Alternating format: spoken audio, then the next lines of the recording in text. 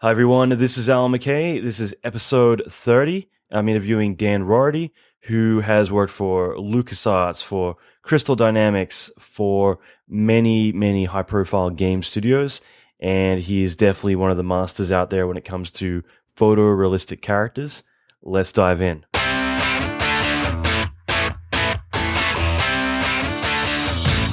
Welcome to the Alan McKay Podcast. Alan is an Emmy Award-winning visual effects artist and mentor to many leading industry experts. Listen in as Alan talks with other industry leaders in film, video games, and visual effects about their experience, lessons, and methodology. Alan will teach you pivotal advice to fast-track your career, better your skills, and reach your ultimate dream job. Check out the latest episodes on alanmckay.com. Awesome. This is episode 30. I can't believe there's already 30 episodes. I'm really stoked about this.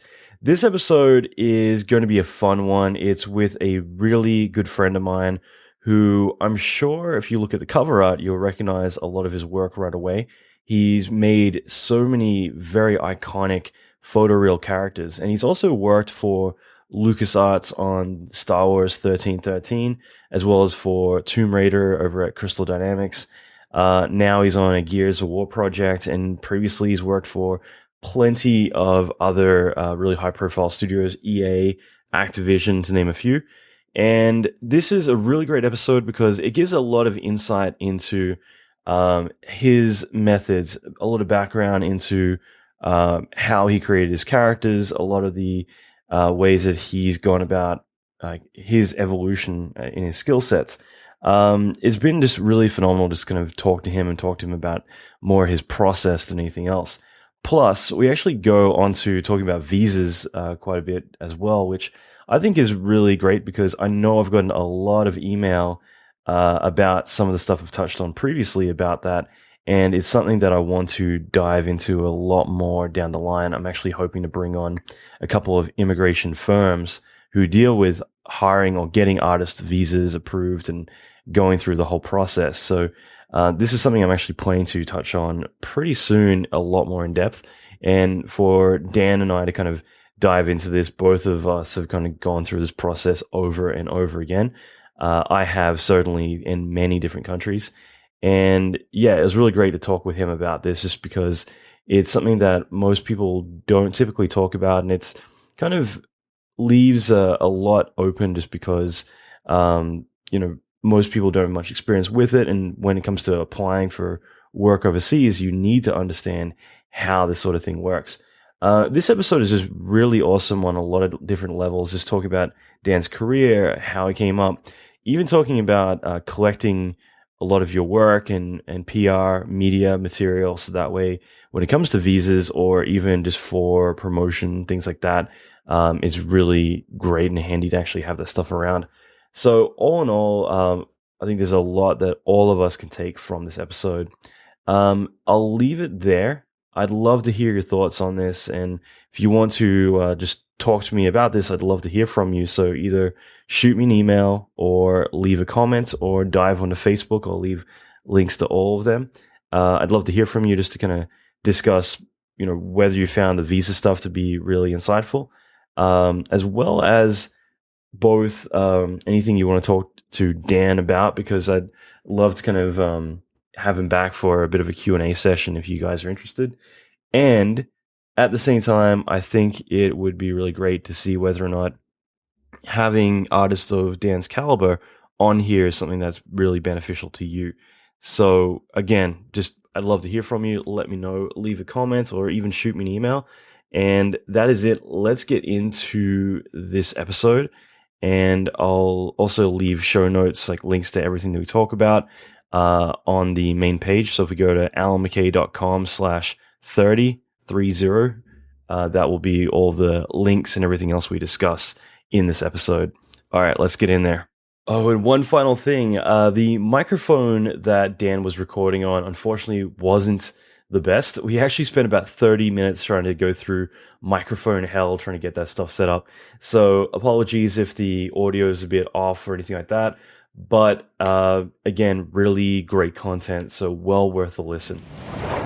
Hi everyone, this is Alan McKay. I am here with Dan Roarty, a good friend of mine, super talented character artist who's worked for many, many leading studios, including, I guess, LucasArts, Crystal Dynamics. You're working with Microsoft now, I'm guessing, Dan?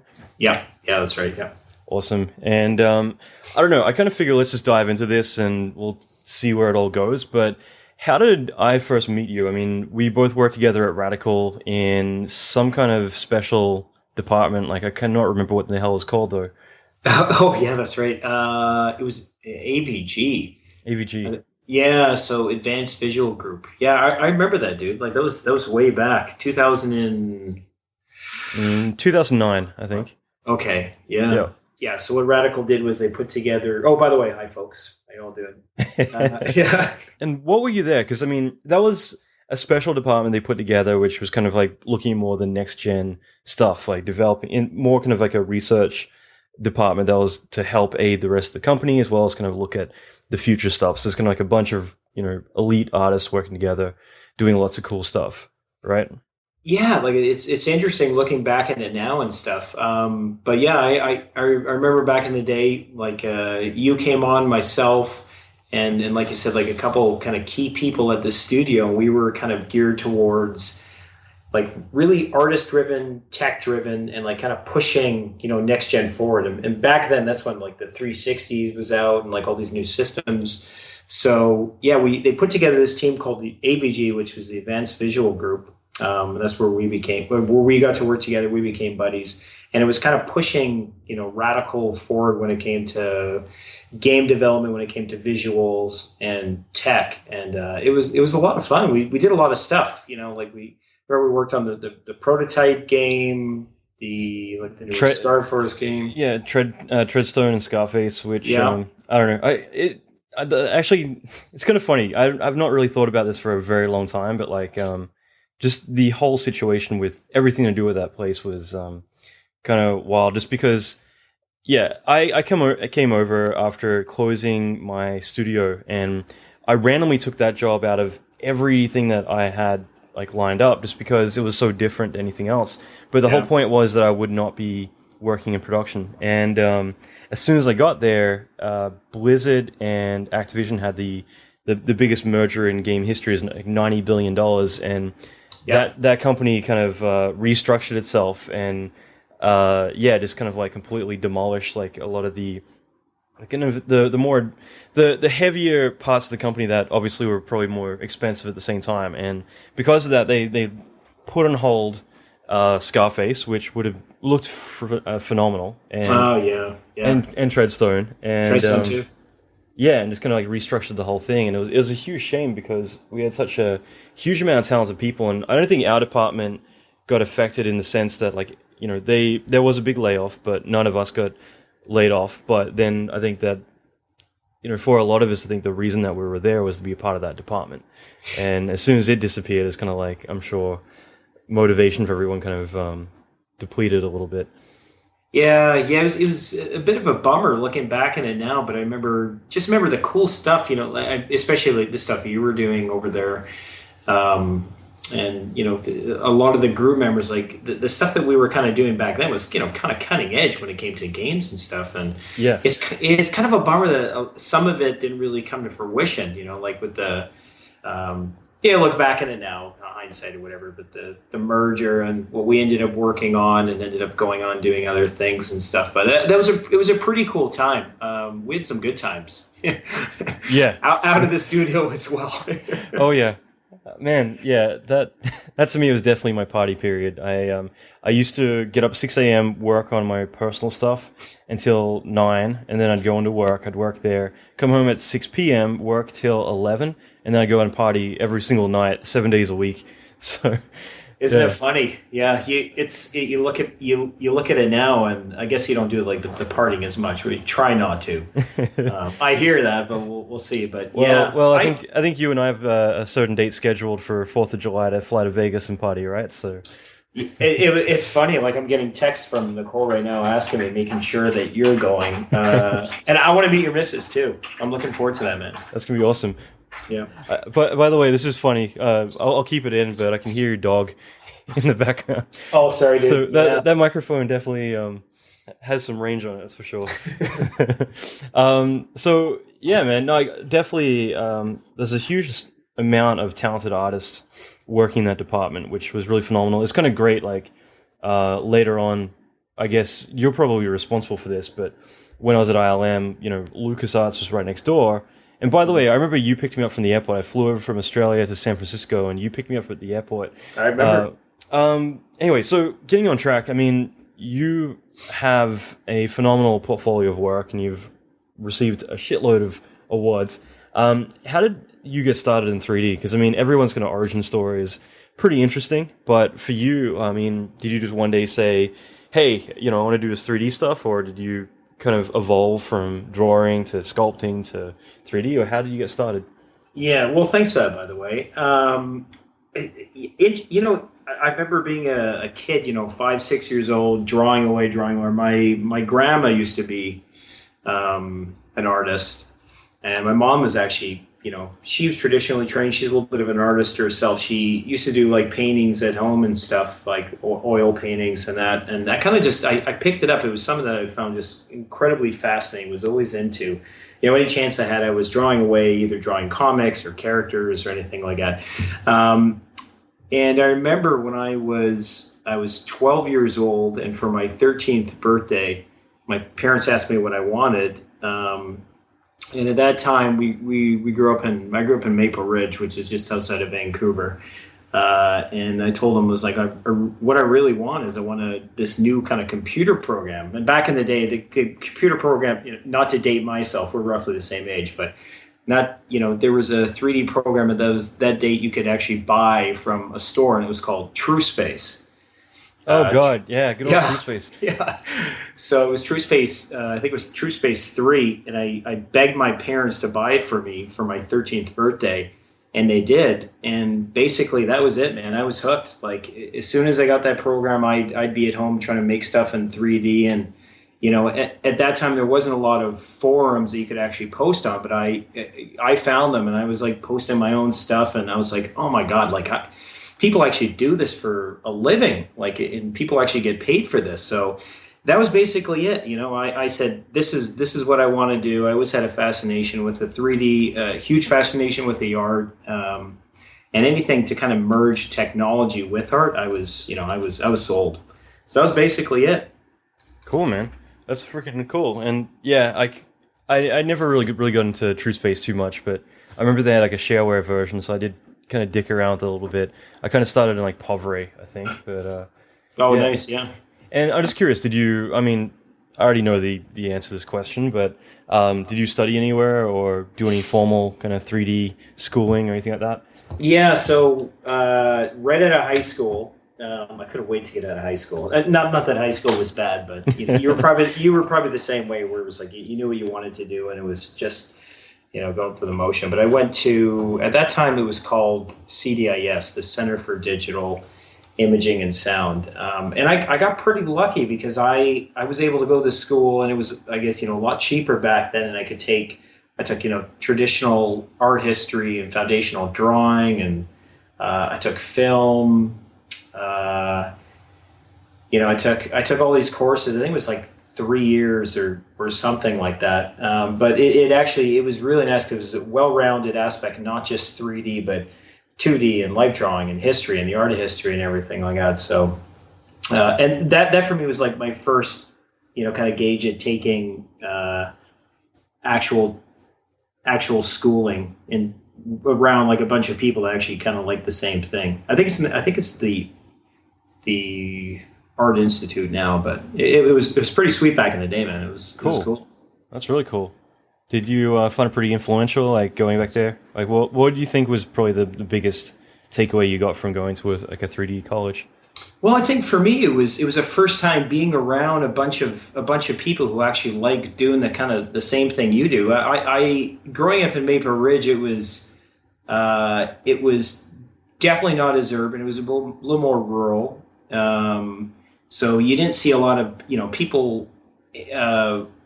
Especially some of my friends and stuff took more kind of hands-on type jobs where, it might have been like construction or working on cars and stuff that I was just not, wasn't good at. Like I was terrible at it. And I was just really, really focused on the art and computer stuff. So I kind of stuck out a little bit like a sore thumb being, a gamer artist who played on the computer. So I think for me, the takeaway there was just, it was the first time being able to be around a bunch of people who loved doing the same thing. But it was kind of cool making all the different contexts there and stuff. I think the most influential part was just getting exposure to like the teachers who were there and the kind of training you got and saying like, wow, like this, this is what people actually do in the industry, which I always thought was kind of cool. And it just made me, hooked even more. Yeah, I never went to 3D school or anything like that, but like to me, I've always kind of felt like that's probably the real big advantage that you get from doing it on your own is going to be the fact that you are going to surround yourself with other people who have that passion, that drive, and you can kind of feed off of each other. And doing it solo, there's no one there to kind of push you and kick your butt. So, I think it's very vital to growing as an artist.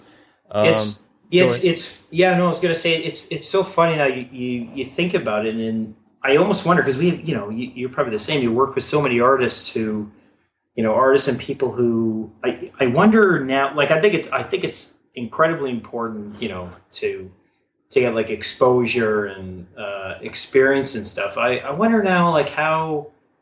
I don't know. I don't know if this is taboo to say, but I don't know how important it is now to go to school and stuff. Like now, if you have like killer stuff and you know what you're doing and stuff, you can break into the industry, but it's a tough one.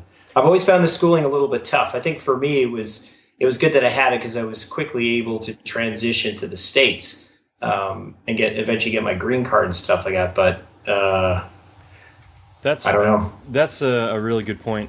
Actually, that's one thing I'm going to be trying to do in the next few weeks is there's a law firm which I've been doing all my visa stuff for the past 5 or 6 years, and I want to actually try and get them on to do an episode because I think it'd be really interesting to cover visas and immigration and the whole process. But that's a really interesting point that you just made about having formal education, especially in the US, is still worth its weight in gold, and it's one of the very few places where that still will be a lot more acceptable over skill, I'll say.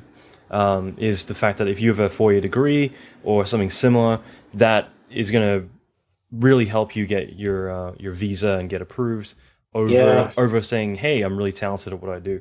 Yeah, man. Like it's a funny thing. I think the education part, obviously, it's great to get the education and to learn stuff and get a foot in the door if that happens. For me, I think the biggest thing for me was it.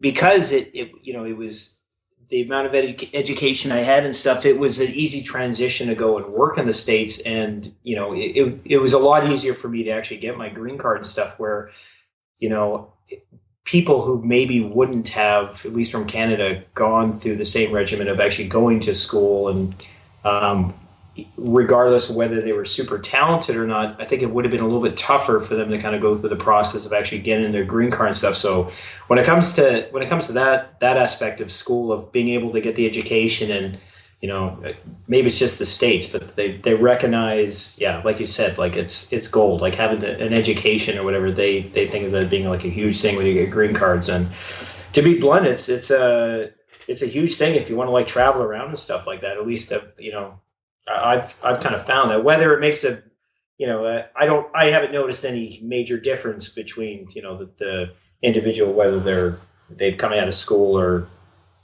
they're just learning it on their own. But when it comes to like the visa stuff, it's a pain in the ass, but I always say that like there's nothing worse than taxes except for visas. Yeah, dude. Oh man, I tell you, if I could pick another career now, it would be like immigration, dude. Because I think I have that shit down now.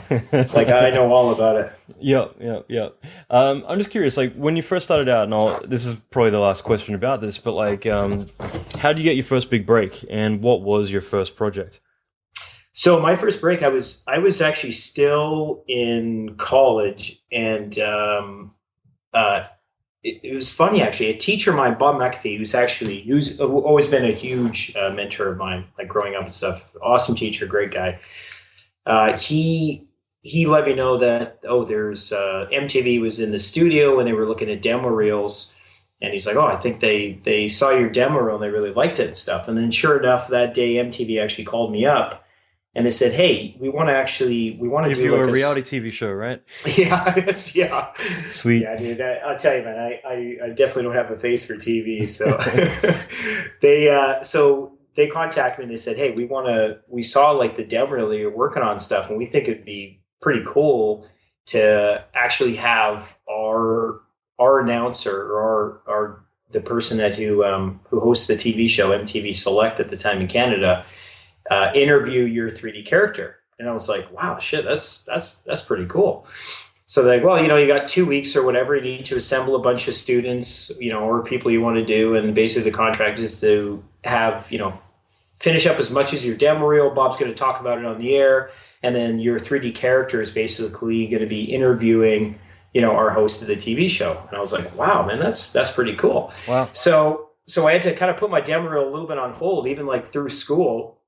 And I remember I was actually working at the time too, because I had to pay for schooling. So I was working at the time, trying to do as much schoolwork as I could, and then trying to get this demo reel done with a bunch of classmates of mine who are awesome, by the way. They've all gone on to do great things. So we like put together this demo reel for this demo reel / like interview for MTV Select, and it like aired on the show, and that was kind of my first actual gig that I ended up having. And after that, I went on to work at a place down the road called Boogeyman, which was kind of like an outsourced studio, but we ended up working on Spy Hunter, and then met you at Radical and stuff. So yeah, cool, man. And your first job at Radical was Crash Bandicoot, right? Yeah. So so I took a gig at working. It was funny because I was always into characters, always wanted to do characters, and then a friend of mine who worked with on Spy Hunter called it was Brad Dixon, and Brad called me up and he's like, hey, we got this gig over at Radical, but he's like, but it's doing environments. He's like, I know you're kind of a character. And I was like, shit. I was like, I'll do it, man. Like, it sounds like fun. I was still pretty green, like a year and a half in or something like that. I was like, what do I know? And I knew that at Radical, you got like free tickets to the Canucks games. They had a beer on tap. You had free. Yeah, man. I forgot about that. Oh, yeah. Dude, you had free food. And I was like, oh, Radical. Like, I remember back in the day, like thinking as a kid, like, wow, working at Radical would be pretty dope. Mm-hmm. So I was like, yeah, I'll interview it. I'll try it out. And I got the gig, and it was pretty rad actually at Radical. I had a great time at Radical. It was one of the better studios I've worked at because it was so much exposure to doing basically everything. Like for me, I started off kind of as a generalist there. I was working on environments. I was doing lighting. I was doing effects. Like it was pretty sweet. So it was my first foot in the door at like a major type game studio where I was able to really get my hands dirty and start doing environments and all that kind of stuff. And then the game was wrapping up. And then Scott Lee, who I saw the other day, who says hi, by the way. He's such a crazy dude. But yeah. Yeah, we actually went to the eatery as well. Oh, no way. Whenever I come back, we're going there. We're going to Broadway. Yeah. Oh, yeah, it was great. It was great. Randy was there. It was fantastic. I miss Randy. God, I miss that place. It was good, dude. But so he actually came up to me just when Crash Bandicoot was wrapping up, and he was like, hey, I hear you're pretty handy with characters. And I was like, well, yeah, man. He's like, characters are kind of what I want to be doing.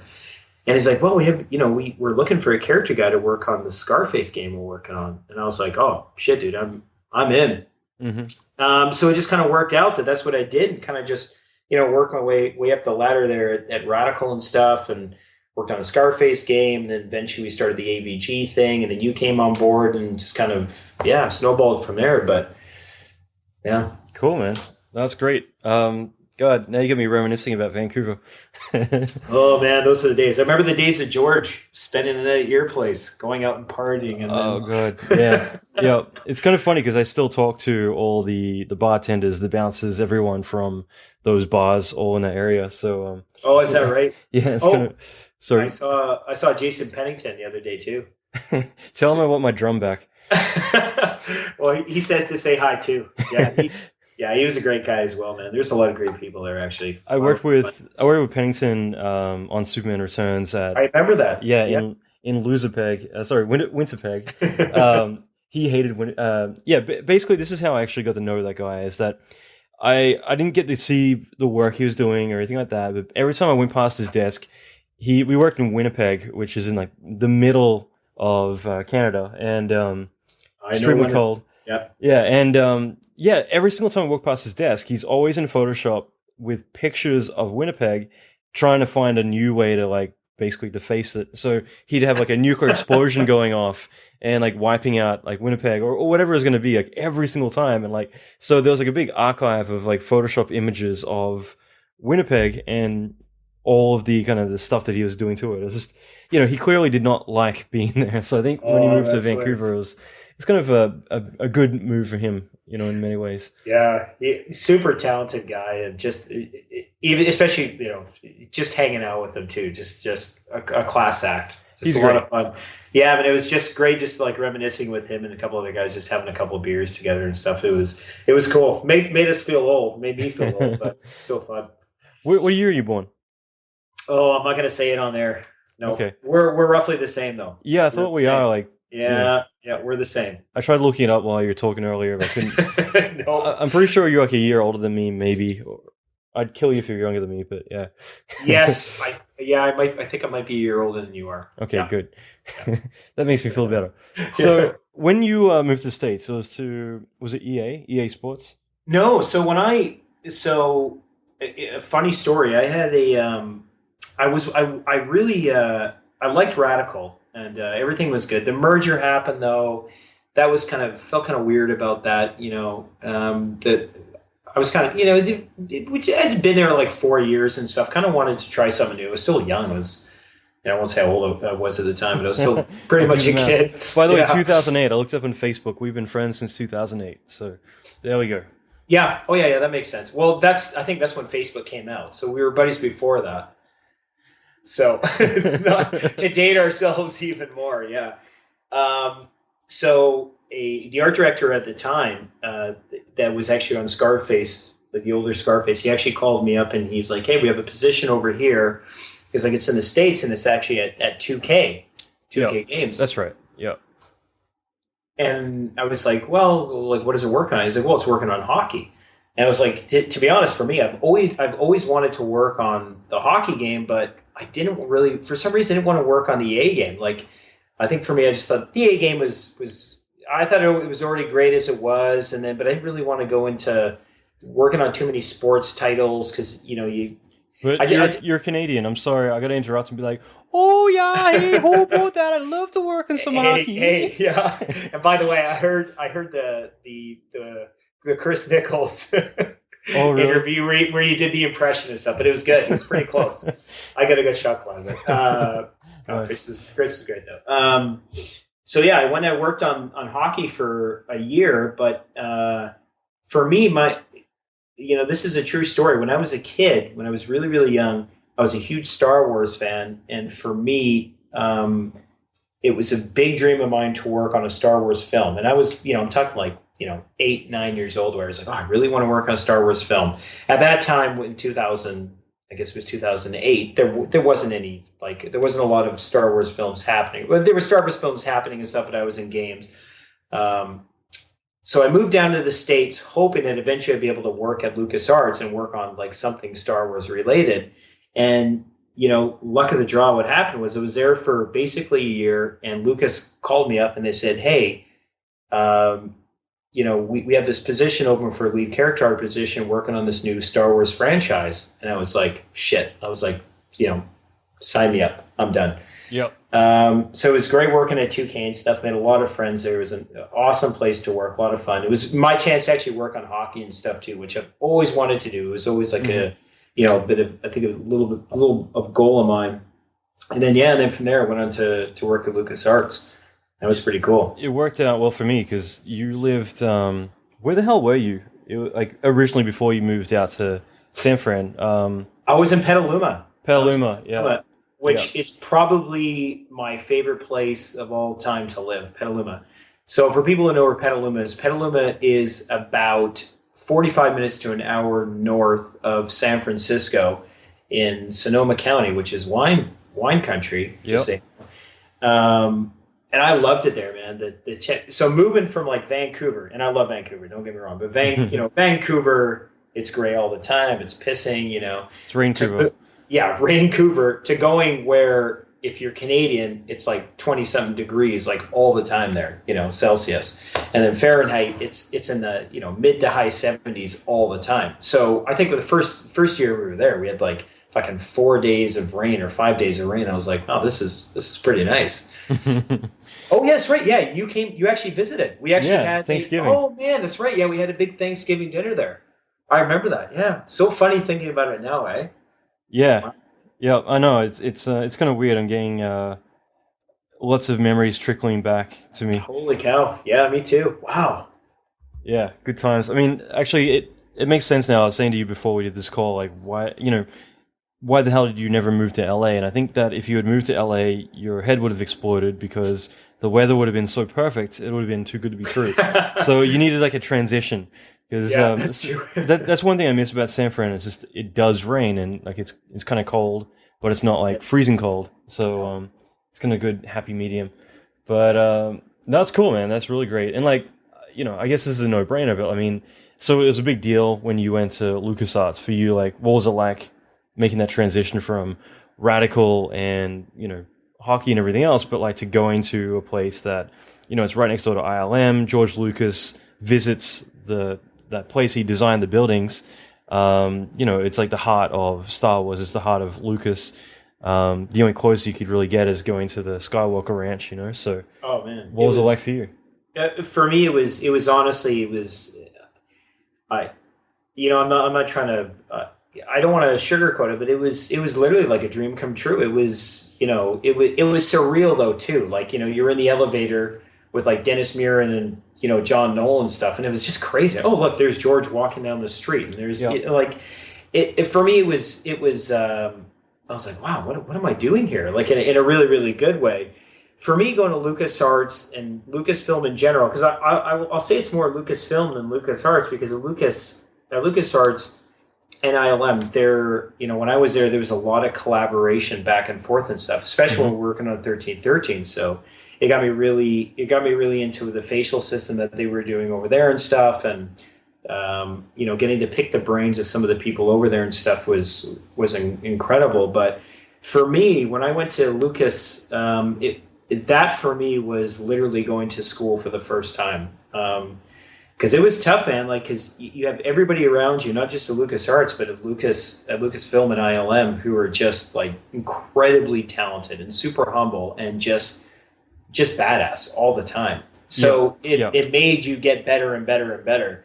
So for me, I say to people, like when they ask, like, oh, how was it working at LucasArts or Lucasfilm? For me, that was going to school, because you're around people who are so much better, and you can't do anything but try to get better and be better just being around them and stuff. So it was awesome. It was an incredible experience, especially working on like 1313 and getting to work with ILM and all that kind of stuff. And it was a first, like, I don't say this lightly, when we worked on the stuff for 1313, kind of putting it out there for the first time, that was kind of for me, that felt like the first game that they actually showcased, back then. It was like, wow, this is what next gen could look like.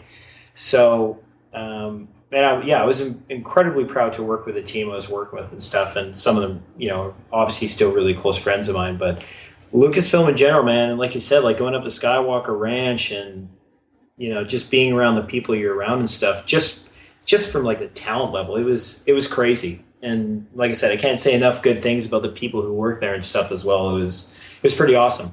It's pretty cool. No, absolutely. I mean, that's just one thing there. I mean, you go there, just you're in awe of like how many talented people just that place accumulates is really inspiring. And for you, after that, you went to Crystal Dynamics. Is that right? Yeah. So it was kind of a tough call because I really enjoyed, I loved working at Lucas and I loved working on a Star Wars title, which was a dream of mine.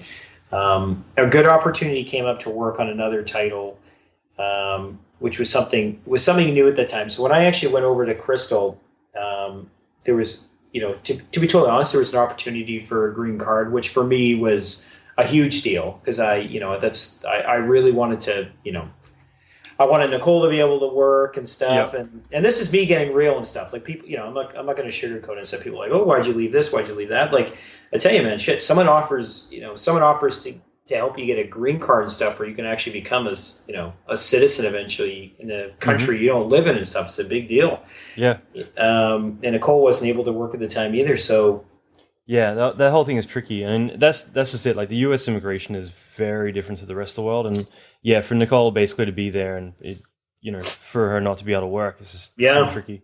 Yeah, I don't know how much has changed. I've heard. I still, like I said, if I wasn't going to do this for a living, I might do immigration, and I still keep up on it a little bit. But yeah, especially for like listeners that are listening right now and stuff, especially younger people and stuff. The immigration in the United States it's a super tricky thing, and you have to kind of be very business oriented, not just talent oriented, but business oriented when you're going into it because you have to know basically.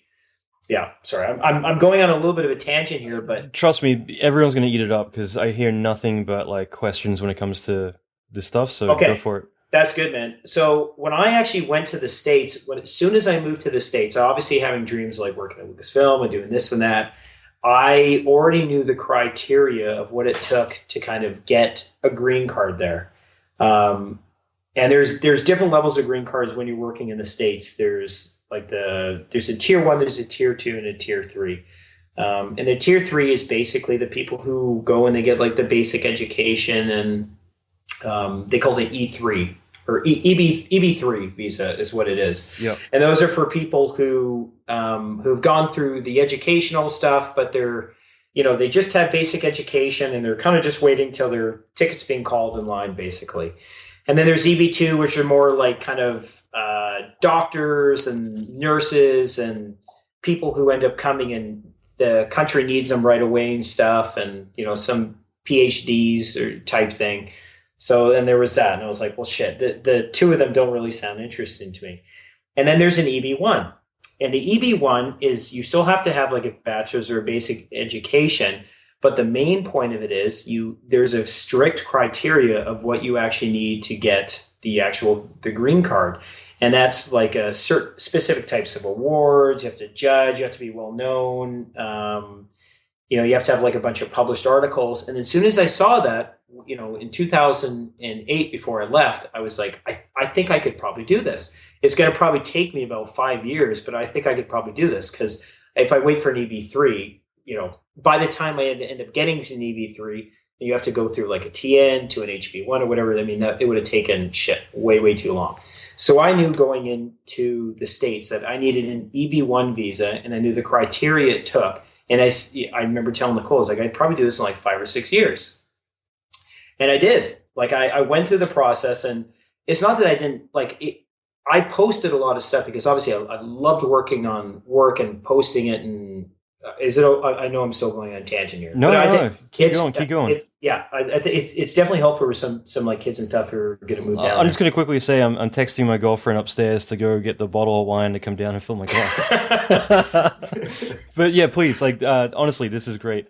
Okay, so basically, when I went there, when I went to the States, I knew the criteria for the EB1 visa, and I basically I tried to hit off as many tick boxes as I could. By the time it came down to and stuff. So I went through the whole, when you move to this from Canada to States, you have to go what's called a TN visa. When you go on TN visa, it's good for like 3 years, and it's just your basic visa. Your wife can't work or anything like that. And you have to go visa to visa. And then you have to go in the H1B. And the H1B is basically you have to have like a certain amount of education, and then you have to have like 6 years experience. And that one was actually the toughest one to get, because then they say like, oh, are you really even that qualified? And the H1B was kind of a nightmare for me. I'm actually about like I bought it. I paid for mine a year ago, but I'm about to finally do it now. I just got too busy, so I've kept putting it off for years. But I'm finally going to do my green card this year. Good man, good man. And then from the H1B to the green card, I remember. So I went to, stepping back a little bit, I went to Crystal, and we'll get into the Crystal stuff. But I went there, and when it came time to the green card stuff, I remember the lady at the time saying like, oh, looking at your education and stuff and all that, like you probably have to do an EB3 and everything and blah blah blah. And I was like, nope. I was like, I want the EB1. I can do the EB1. She's like, well, we've never actually done an EB1 here at Crystal before. And I was like, look, I know the criteria. Please just give me the paperwork, or put me in contact with someone who can do the paperwork, and let's just get this going and stuff. And Crystal was actually great about it. They said, okay, like here you go, here's the stuff, but they're just like, just so you know, as a backup, we'll do the EB3 if everything else works out, because I wasn't qualified for the EB2. Right, a doctor. Yeah, definitely not a doctor.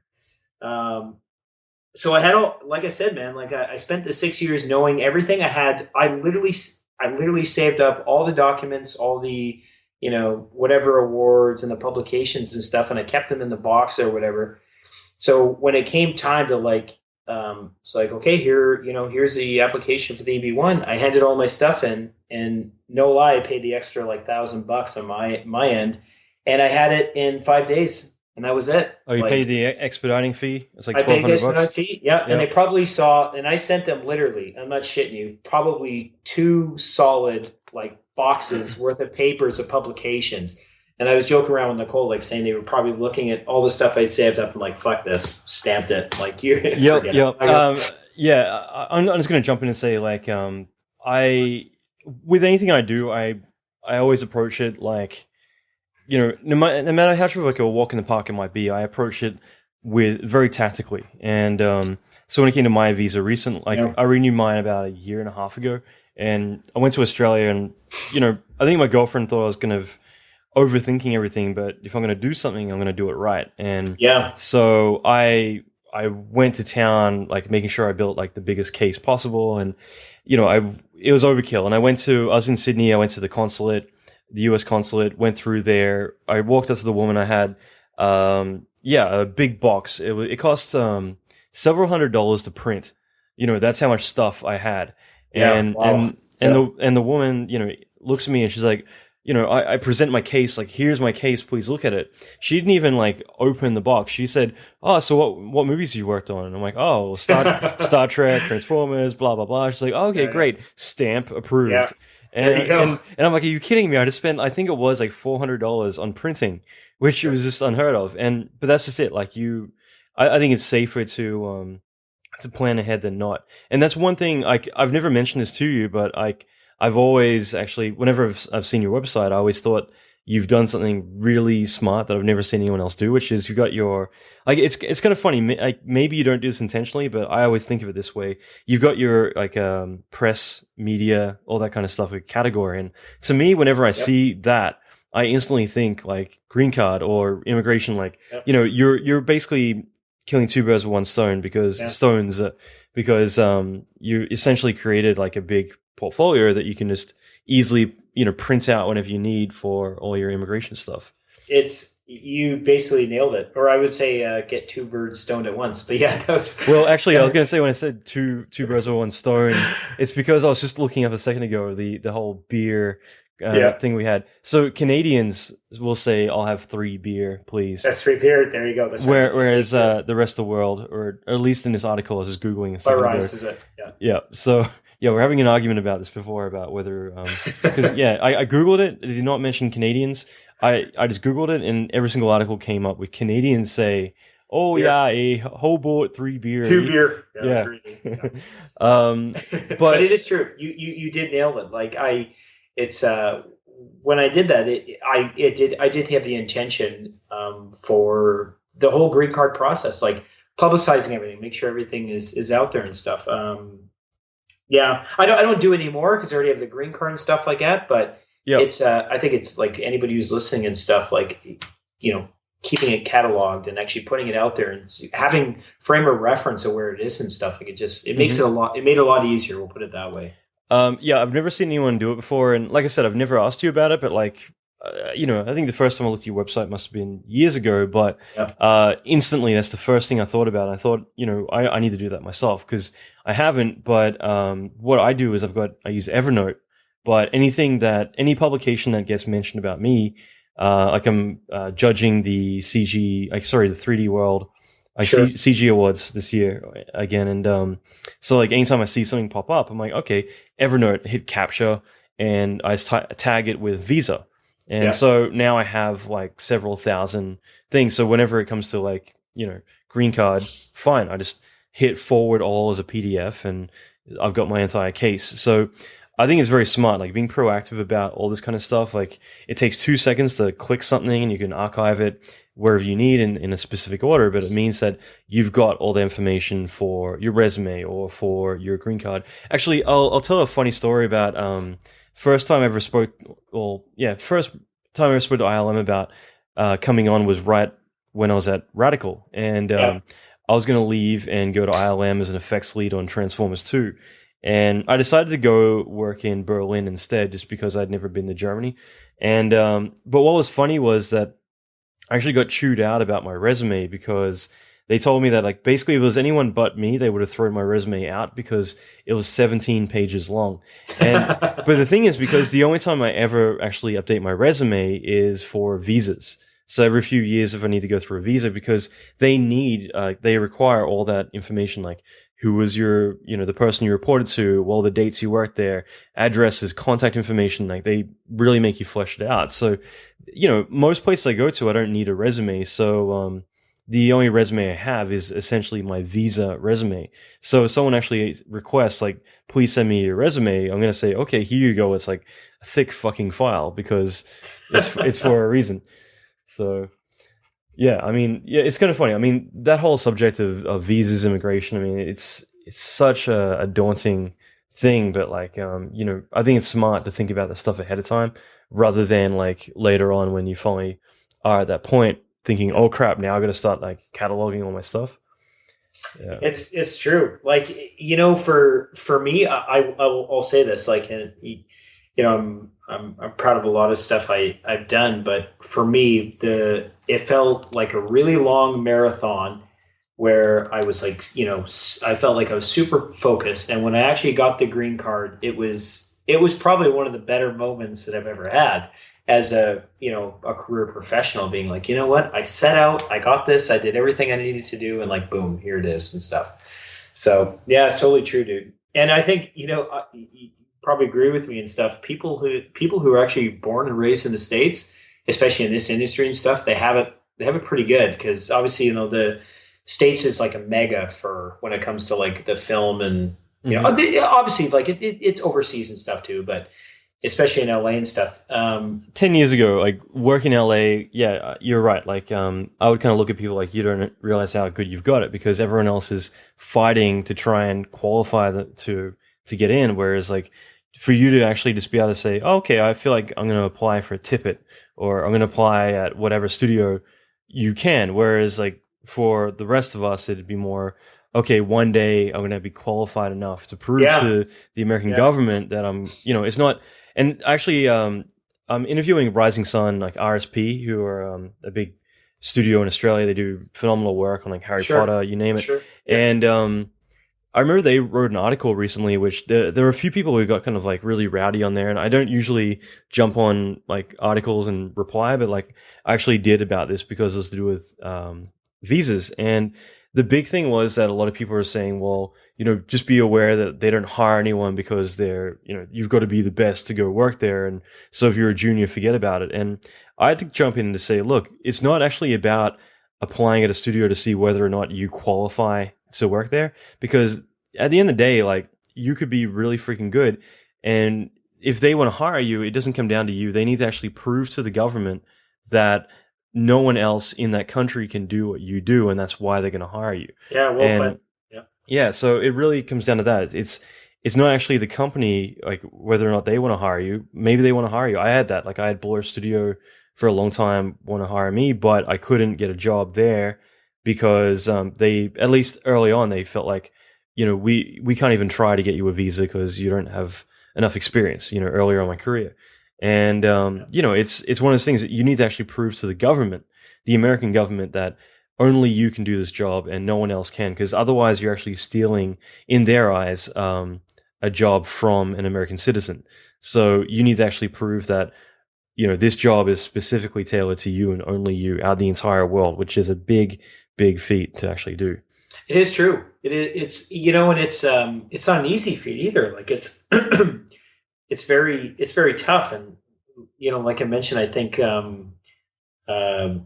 growing up in the States, it's an awesome thing to have, and it does kind of put you in a better position, because like immigration in the States and getting visas in the States and stuff is, especially at a higher level, it's very, very, very difficult. Like I can tell you right now and stuff like that.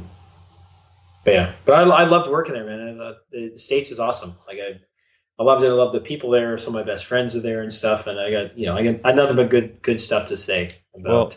Well, when you get to Vegas, we're gonna have to get you drunk and start talking about you returning. You're going, right? You already said you're going, dude. Right? I've been harassing you the last couple of days. Like I know. No, look at the messages. I've been literally writing a page of, hello, is this thing on? Like, here are the hotels. Like, let's book this shit. So you guys are you guys driving down? Or are you guys flying down? I haven't decided yet. Probably drive, but it really depends.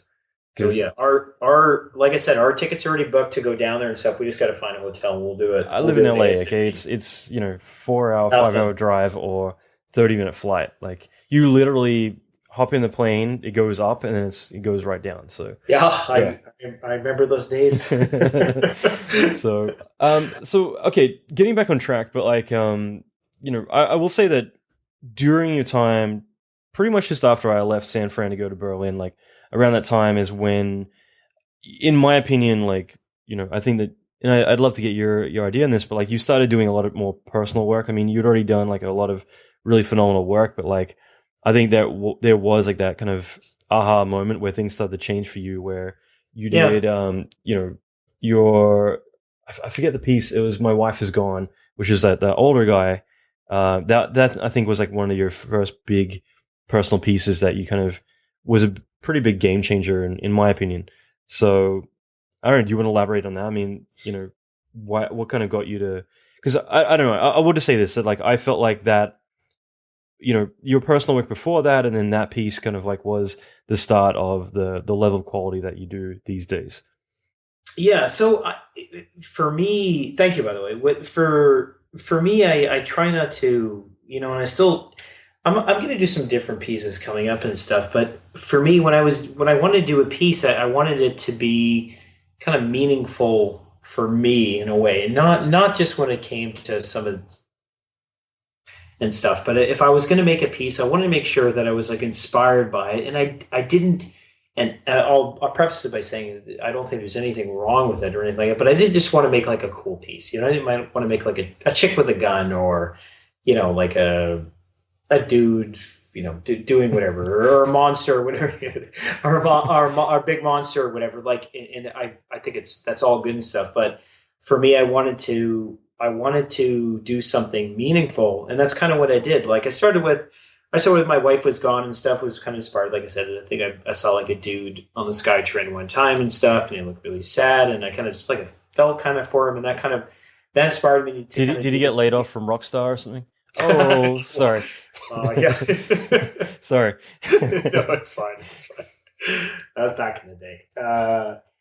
And then I think the newer piece, and then the piece after that, for me was got a little more recognition, was a Blue project, which was dedicated to my wife. Hey, slow down. I'm getting to that. Okay, sorry. I'm sorry, buddy. Yeah, so My Wife Was Gone was basically it it was my first stab at actually doing like an actual portrait, because I hadn't really actually done anything like that. It was one of my first personal pieces. I'd done like I said, like a creature or monster, kind of playing like the cool card and stuff like that. But it was the first piece I tried to be that was kind of a little bit more emotional. That would also test my skills both aesthetically and kind of technically and stuff. And I really enjoyed doing it. You get a little bit of buzz and stuff, but for me, it was just like the first actual portrait piece, and I actually really, really liked it because it was something that it drove me to keep working on and stuff. And like I said, it had a little more of like an artsy kind of feel to it or whatever that means, but it inspired me. Cool. Sorry, my girlfriend's pouring my wine. I wish I had some here. I do. Well, going. But I go through pretty quick though. So keep going. Awesome. Thank you. What are you drinking, by the way? What is it? Just having some Cabernet Sauvignon. Nice cab. It'll do the trick. It's kind of funny. I got home and you need to push it back 15 minutes. So I gobbled down a steak and had a glass of wine, and I'm like, okay, time to get started. So, but yeah, so I mean, I wanted to go through a few bits of your artwork just because, like I said, I honestly feel like when I went to AVG, there were a few of you guys who did phenomenal work, and it was kind of like, wow. Like for me, like seeing what I kind of felt were game people back then, like seeing like, okay, sure, you guys make real-time video games, but suddenly seeing the level of quality of the work that you guys are putting out, it's like, fuck, okay, you guys are the serious shit, like you're doing phenomenal work. And your work was really, really good. And then you did like My Wife Is Gone, which was, a really high caliber piece. It was like, more leading towards like, a realistic human. And the next piece you did was the old female bust, which again, kind of the same kind of theme in a lot of ways. I don't know what it was about the cigar. It always like just for me kind of seems so odd and random. Because basically this is like an old lady. She looks very sad. She looked great. But she was smoking a cigar, which just kind of threw me off always. But, as in like, it's just, it's kind of like seeing a chick with a gun. Kind of different. But yeah, I mean, so you did that shortly after doing the older man piece as well, right? Yeah, it was that one. I don't even think I really even kind of finished. It was just, I can't remember exactly what even really brought that on. It was just kind of messing around and playing with studies. I just finished like doing an older man or, an older, make it like an older man's face. And I was like, it'd be nice to do like an older female face or whatever. But I never really finished it. It wasn't really, there wasn't any really reason to finish it, I guess, for me. It was, which I hate doing, like, especially nowadays. I hate starting a piece and then never finishing it. And I used to be terrible for that back in the day. And that's actually one of the pieces that actually shows that. Never really finished it, just like did a couple things or whatever, and never finished it. Maybe one day I might come back and do something with it or whatever, but... No, you won't. Yeah, probably not. Probably not. So the big one, though, obviously is Blue, the Blue project. So yes. Blue, for anyone, well, everyone, I'm sure, is a nickname for your girlfriend or wife. I got to start saying wife now. I haven't seen you guys in forever. So, Blue is the name for Nicole. And, so, I mean, when you made that piece, I mean, I'm just curious, how much did that change things for you? Like, how much did that affect your career, your notoriety? I mean, that piece blew up. I mean, everyone in 3D knows of this thing. So, like, how did that affect things for you? It was, so for me, I mean, going back, like when me and Nicole first started going, we've been together for almost 14 years now, which is crazy to think about. But I always promised her, it's like, when my skill set gets up a little bit more, and when technology gets a little better, because back in the day, as much people will say that the tech wasn't quite there. You're like, baby, I'm going to make you a dinosaur. I'm going to make you a T-Rex, because that's all right. We can do. I mean, it was kind of true. Like back in the day, it was really, really tough, and I don't think it would have done it justice. Even tech now has totally changed and stuff. Yeah. But it was a promise to her. I said, one day this is the honest truth. And I'm very proud about this. And it was also, for her as well, because Nicole has always been not just a huge advocate for my work and stuff, but huge inspiration to me. And she's lived with me this whole time, moved to the States for me. And I said, one day I'm going to push, get your face on a magazine, which was ridiculous to say back then and stuff. And it was crazy, but it turned out like I obsessed about it. I kept working on her, kept working on her in the face. Got in touch with V-Ray, and obviously Joel to like shaving a haircut, and the tools were starting to come up now and stuff. And I was like, wow, really do shit with this. Mm-hmm. And eventually I finished it, and yeah, like you said, like it kind of took off and stuff. And I wasn't necessarily looking for that. I was when it was coming to like publishing work and stuff that would actually help with the green card. But for me, it was a personal thing to do for my wife, Nicole. Like it was a big thing. Blue, like you said, like I call her Blue. And I remember I was working at Lucas at the time. People were like, wait, you call it the Blue Project? That's really stupid. Like, why do you call it that? You're like IBM, Smurfs was a big inspiration. Yeah. What about a Blue Project? I don't get it. Like, why'd you call it that? But it's like people know me. Like I don't call Nicole, I call her Blue or whatever. So, but yeah, it kind of took off or whatever. And I was, really lucky, really fortunate. I don't know if it was just like a niche at that time, but it did really well. Like I said, it was on the cover of 3D Artist, and it got it got a lot of publicity and stuff. And I was very, very thankful for it and stuff. And Nicole was really happy and stuff too. And it was cool. And I was like, wow, this is pretty sweet. This, for multiple reasons, this was really good. I mean, I would spend, days and nights work on, like between working on 1313 and coming home working on that and stuff. I had to, because it was a promise I made to her. And it was also something I needed to do for the whole green card process as well. But it was pretty awesome, man. Like looking back on it now, there's obviously a lot of shit I would change, but it was pretty cool. And I'm, very happy that it was so well, pretty well received. Yeah, that's really great. So actually, just jumping on that for a sec, but like, so you did partially, again, doing it as a tribute to her, and I think that's phenomenal, but you did at least kind of have in mind that at the same time, you've got to like do something phenomenal for your visa. 100%. I planned, and this this is not like, this isn't sounding cocky or anything like that. I felt like if I put enough time into it, and thinking about the visa and stuff, I thought like there might be a chance to get either on a cover or get, like enough push with it when it came to like publicity and stuff like that. Mm-hmm. And it's just kind of the way it worked out. It was kind of cool.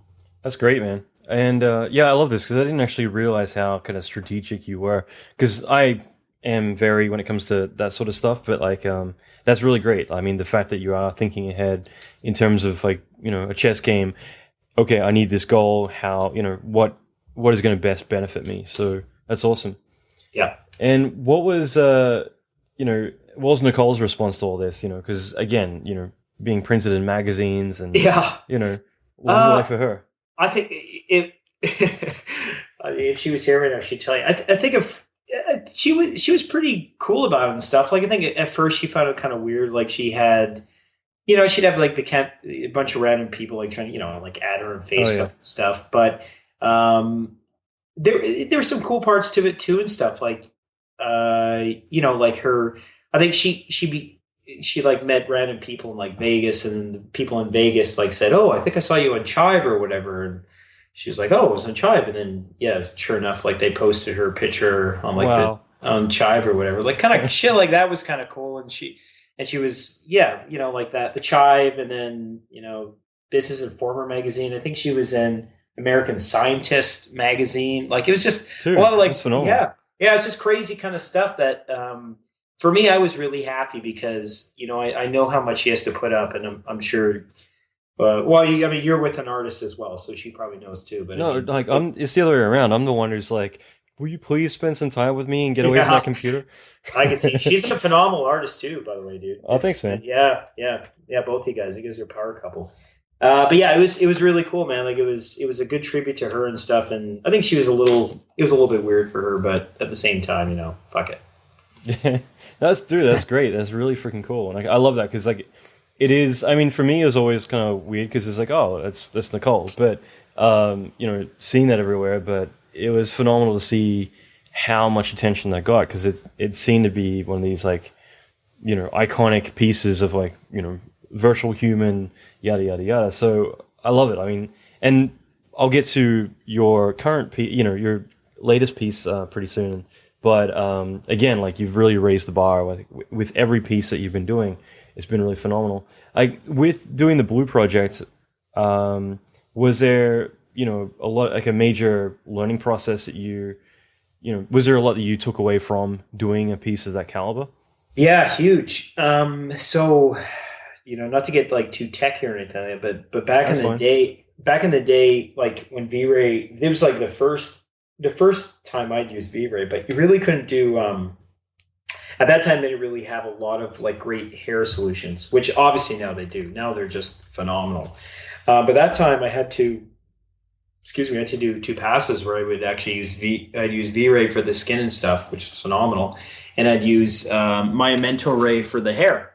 Because shaving a haircut, you use shaving a haircut. And yeah, big plug for Joe Alster, by the way, who's always been awesome with me as well. But he, so like being able to use the shaving a haircut and stuff, like it was so quick and so easy, and especially renting in Mentor Ray at the time was super fast. Like, but it was a learning curve too. Like it was the first time for me, kind of everything lined up kind of together but it was huge and challenging at the same time because you're making someone into a likeness and you're making basically all it is just a portrait of a female looking forward. So, I mean, if it sucks, then for one, your wife looks bad. Yeah, I was about to say, like, your dinner is not going to get made the next night. Yeah, no, dude, yeah, and I'm coming back to Canada, and and I think it was just hitting kind of a niche at that time, and I don't know exactly why it kind of resonated with a lot of people, but for me, it was really cool and allowed me to kind of, it was a big challenging thing as well, like doing hair for the first time, using V-Ray for the first time, and just kind of bringing them all together and stuff. It was a huge learning curve, but it was awesome at the same time. And it was great. It was a lot of fun to work on too. Did you ever think about making her hold a gun or something? I think about the guns. I think about people make. I'm not a big, I'm not a big gun advocate either. So you're Canadian. Canadian. Well, actually, there's a lot of guns in Canada, but I just, like I said, I just wanted to make some of those kind of meaningful. And it's, you think it's kind of silly just making a female or whatever looking for her, which was my wife or whatever, but. Let me tell you, she was the biggest critique when it came down to it and stuff. Like she'd come down and, it's like, oh, my eyes don't look like that. My nose doesn't look like that or this or that, blah, blah, blah. But, why don't I have a shot glass in my hand? Yeah, I have a shot glass in my time. And Nicole, she likes to drink. No, yeah. Just kidding. But yeah, it was really cool, man. Like it was just a lot of fun in general. Mm-hmm. And, with her Happy Birthday, Nana, I mean, again, that piece, obviously to you was, a very much a personal project and another tribute. And I guess in a way having that consistency of like having a deeper meaning behind what you're doing rather than it being like, okay, this is a job, this is something I got to do, but like doing it for something much bigger. I mean, for you, that seems to be something that you've definitely pushed you as an artist. Like, yeah. So yeah, I mean, like I said, I try to focus on things that are a little more personal. And I don't know why I actually do that, but I do. And the Happy Birthday, Nana, at that time, my Nana had passed away, I think. She had passed away like a few years beforehand or whatever. I always sounded like I said, my Nana she was actually an artist growing up as well. And she was a phenomenal drawer. And I remember me and my family were actually with her when she passed away and stuff, like by her bedside and stuff. And I actually kept her sketchbook that she actually had, which she actually had with her, when she was in the hospital bed and stuff, and like drawing sketches and stuff. So I always kind of thought, like one day I'll kind of pay tribute or whatever. And I actually started roughly the same time as like her birthday would have been. And it was inspired by my Nana. It wasn't necessarily a complete likeness of my Nana, but I took a lot of like aspects from it or whatever. But I just thought it was kind of another way of paying tribute to someone who for me was always a big inspiration and was always a big drive for me becoming an artist. And it was a nice way of saying, kind of like thank you and stuff. So yeah, for me, the whole buzz thing didn't really make a big difference whether it did really well or it didn't do really well. It was just for me a personal gratification, saying like, thanks Nana, thanks for everything and stuff, like this kind of for you. That's so cool, man. That's really cool. And yeah, at the same time, like you ended up doing a piece, like a project with lynda.com. And like, what was that like? Because it's kind of funny, like looking at the videos, because obviously it's shot in your San Francisco home. Yeah, I recognize everything, but all 10 feet by 10 feet. Yeah. Hey, it was convenient. But yeah, I mean, what was it like teaming up with them, and how did that happen? It was cool. Well, so yeah, I mean, they lynda.com. So they contacted me and they said, hey, we really love this piece you did. It'd be cool to actually make like a making of video of it. And I was like, oh, that's, that sounds great or whatever. And they said, well, tell us a little bit about the story, whatever first. And I told them, just the story I just told you, whatever, a little about my nan and this and that. And they were just like, oh, that seems really cool. I will give you an interesting story though, the actual time we filmed it. I don't know if this PC or not. So they actually show up for filming. I remember the day. We came in, we did all the filming on the work of me like sitting at my desk and stuff. Mm-hmm. And I can't remember the guys' names. There's two dudes at the time who are really awesome guys. I apologize for not remembering their names off the bat. And they're like, well, let's take a break for lunch. And I was like, okay, well, I know a place down the street. So we go down the street or whatever, and like we'd been working for like 4 or 5 hours, even just like doing the videos and stuff. And I was like, oh, are you guys objective to having a beer or two? And I said, no, we're okay for beers. So that's exactly what we did. I won't get into how much we did or whatever, but we went back, and the last little bit of the actual video where I'm sitting on the couch, mm-hmm. I'm kind of shit-faced, actually. I just watched the Vimeo intro, and I feel like mentioning, like, man, I can see your belly button because the shirt's kind of open wide. Yeah, which was unfortunate.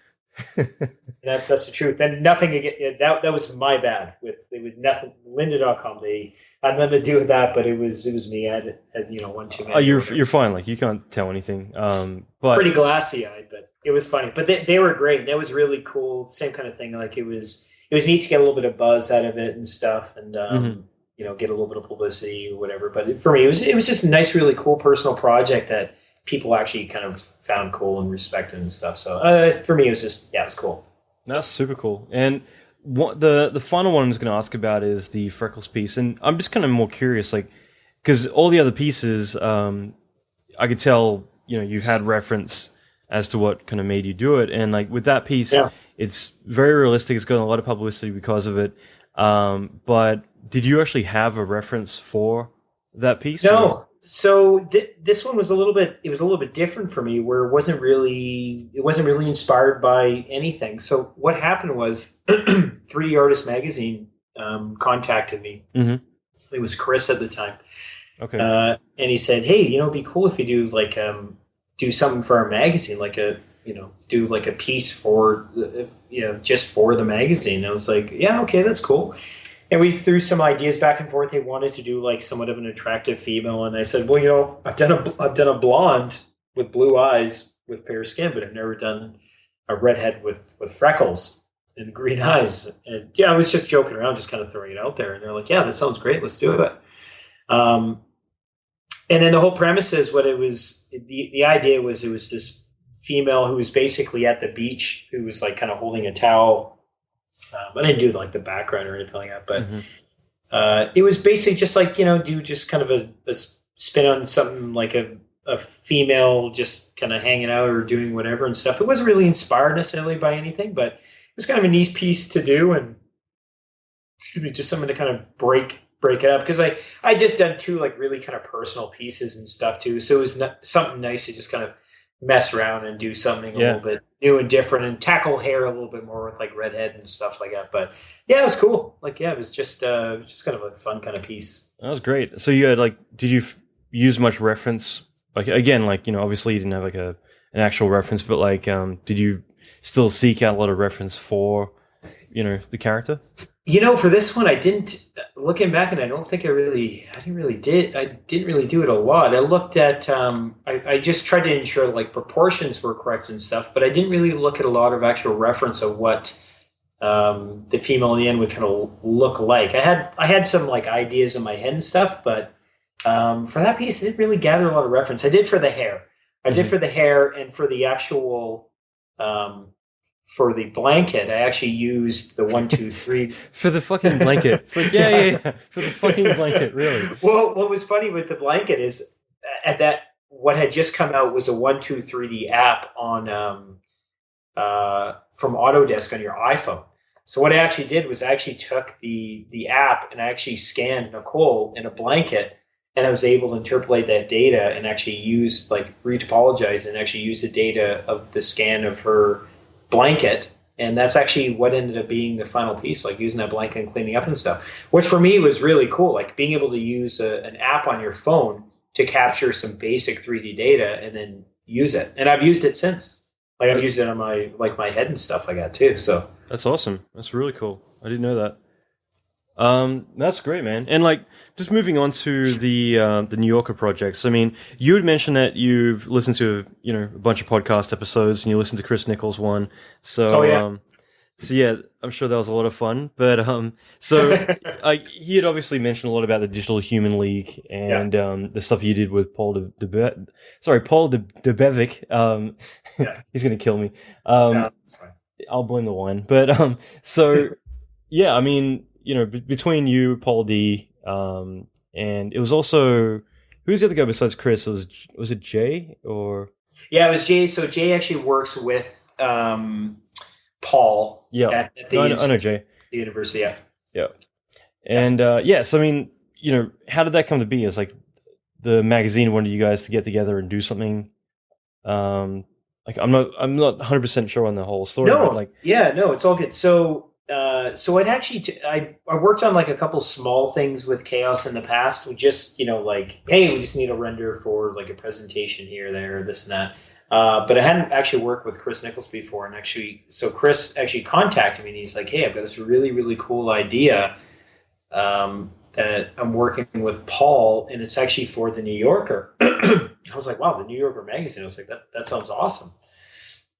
And he's like, "Yeah, we got to scan up Paul's head that we want to do." Excuse me, want to do like a really realistic render of it and stuff. And I remember listening to the podcast and stuff. We had to be, as precise as possible and stuff. There wasn't a lot of like kind of getting away and taking like an artsy type feel to it and stuff. We tried to do everything as anatomical and realistic. Bring it down to a science. Yeah, we tried to do like a science purpose and stuff, which was a little bit difficult for me too, because I try to look at it as setting up shaders in a proper way, but you're still an artist. I'm still an artist, so I always I eyeball and stuff like that. So, but man, it was such a fun project to work with, and working with Paul and Jay and Chris like on that project and stuff. Just super, super great people and stuff, and we just had a blast working on it. It was really quick turnaround too. Like the scan data that we work with from ICT was just awesome. So yeah, Paul delivered us like a solid mesh. They gave us, really good texture data and stuff, and we just popped in some eyes and set it up in V-Ray, and that was basically it. V-Ray and Autodesk especially have been awesome with me as well and stuff, like being able to use their software and just having having the back and forth and stuff's been great. So it was really, really cool, and just having it in the New Yorker and stuff, and it was awesome. It was a quick turnaround. It was a lot of fun, and now seeing like what that kind of group is doing now with the Digital Human League is pretty awesome. Yeah, no, absolutely. And like the piece turned out great. And, Paul Debevic is, obviously, he's got, I'll post like on the show notes, like his TED talk and everything, but like the stuff that he's been doing has been really phenomenal. And just in general though, I mean, the work that you guys put together, it came out great, and it's obviously gotten a lot of publicity since then as well.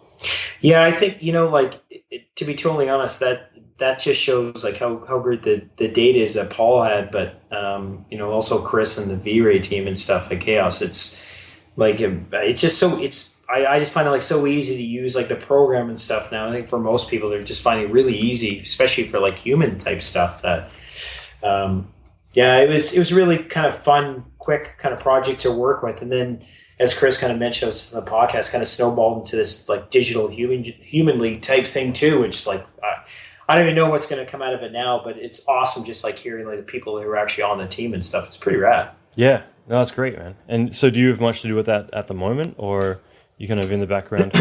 So I do.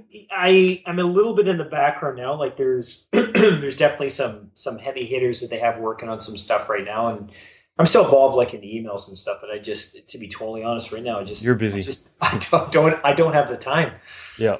You know, I will say though, like they're working on some pretty awesome stuff. Not just art driven, but like like we were mentioning, very kind of science and driven and stuff too. So especially when it comes to realistic humans and stuff, being part of a project and a group with the people that are on there and stuff, it's pretty awesome. It's humbling too. Like the people, like you said, like Paul and stuff too. It's pretty crazy. Yeah, no, it's really cool. It's great to kind of see a bunch of really phenomenal artists kind of come together and do some really great stuff. So actually, one final question about it. You're doing a self-portrait right now. Yeah. And I mean, I will say the first time I saw this, I think it was on like Twitter or something. Wherever I saw it, I saw a very, very small thumbnail image and out of context. So I think it was Chris Nichols or someone had posted something. Yeah. And so out of context, I just saw a work in progress self-portrait of you, and instantly I'm like, fuck, that's Dan, and I click on it and I'm like, shit, that is you. What's up? So like you obviously nailed it so well, because again, it wasn't like I'm looking at you like, oh yeah, it kind of looks like you or whatever. It's a work in progress, like bold image of you, like tiny little thing, and I'm like, that's my buddy. That guy owes me money. No, I'm kidding. I might. Yeah. I'm just messing around, but yeah, I mean, you did a phenomenal job. So I mean, how long have you been working on that piece, and why now? That's a good point. Why am I doing it? I don't really have a good answer for that. I do. You're pointing Christmas cards for the end of the year of you and Nicole. So you got to start early to kind of get the sleigh and you and her and the eggnog. So I'm not lying about this. I have to go to China in next week. Actually, I have to go to China for business. And I'm literally thinking of finishing it and doing putting hair in it and stuff, and actually finding a way of printing it and passing it off as my passport photo. But we'll see. Wow. And I'll let you know if I can do it or not. It just kind of came up where there might be a possibility of doing that. Wait, you're highly illegal. By the way. You're going to go to the airport and pretend that that's your passport photo? I might. Well, because you actually have to apply for a visa when you go to China. Right, yeah. And you have to actually get passport photos and stuff. So we'll see. Don't worry, I've got some stories about doing pretty much the exact thing. Yeah. So, it's not there yet. I was just joking about that. But I think it's kind of the same thing. Like I think technology and art, they're getting so much farther along now. You just see like some of the work other people are doing and stuff when it comes to realistic portraits and stuff. Especially friends of mine and people who I deal with, like every day and stuff, and seeing like how better the skin shaders are getting in V-Ray and how better hair is getting and everything. It's yeah. It's just, for me, it just pushes me to keep going further and further. I'm huge on making things as real as possible. However, like I still like to do things kind of the old-fashioned way, where I still sculpt it by hand and I texture it by hand and I do that and stuff. Which, I mean, it's fleeting at the same time, because you have all the scan dating, you have things that can make it a little bit easier. But for a regular person, I've done this just all with my iPhone. Like I did most of the textures by hand. I did a quick rough scan with like the 123D app on my iPhone, and I built the base mesh and I did all the stuff hand detail or whatever. So I just want to finish it, just because I've never really done like a 3D portrait before and stuff of myself. It doesn't really mean anything. I don't even know how I'll finish it or when I'll finish it. But it was kind of interesting and stuff, and it's funny like hearing my buddy say, "Oh, you shave your head, you shave your head." Well, that's what I said. I think I posted it like, at least now you know what you look like with a shaved head. Yeah, it's kind of funny, and it's getting a little bit of buzz right now and stuff too. But I do want to finish it off and do kind of something with it. What I do with it, I don't know, because like you get to a point too where you can just keep putting out these images of just like people or whatever. But if it's about me, like there's nothing. I don't really have any major stories to tell, and you don't want to be like too political with art. But at the same time, if you do have a venue, you have a way of kind of showcasing your art. If there's a way you can kind of put a spin on it where you can kind of get your thoughts or your perspective across and stuff, maybe it's a way to do it. But I don't know. I'm just curious, like for you and in your interpretation of this, but like, what is it that makes something photoreal, or what is it that makes a character photoreal? Oh, I think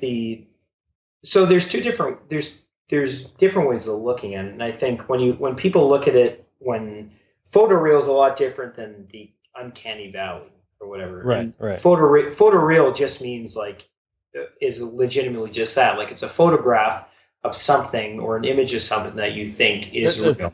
Yeah, that's why I reiterated making a character real, because you're right. Like you can get a 3D mug and put it in there, but so the uncanny valley doesn't actually.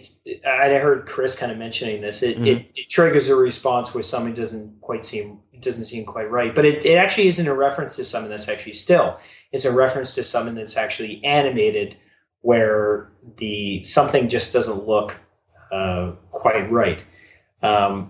Which and I'm still behind the scenes when it comes to like work and stuff. I'm very into like the animation part of it and the facial animation and stuff. But for me, my goal is to make an image by hand of something that you really can't tell, unless like you're part of the journey and stuff where you've seen me like build it by hand and you kind of know and stuff like that. So I think the idea of photoreal is something where you look at it and you don't understand what it looks like.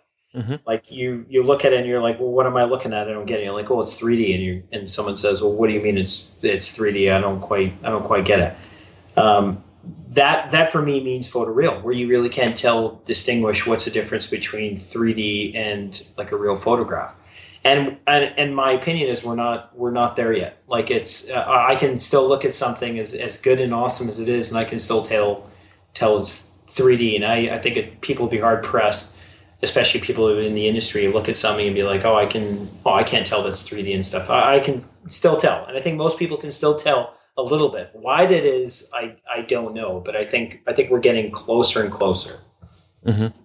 Yeah, no, it's pretty fascinating. I mean, that is a whole other subject, but it's kind of interesting. I mean, do you feel like with characters is more to do with the eyes, or where do you kind of feel the most attention needs to kind of be put? I really think it's everything. I mean, I think the eyes are an important part of it. The expression of the character, like how the character emotes an expression, but it also depends. But what if you're doing Keanu Reeves or something? Like you're screwed if that's the case about trying to do. That's a good point. That's a good point. I think it depends on the actual character himself as well. Like if someone doesn't, it was funny. We were talking at work about Kevin Spacey in the performance he did with like Activision and stuff.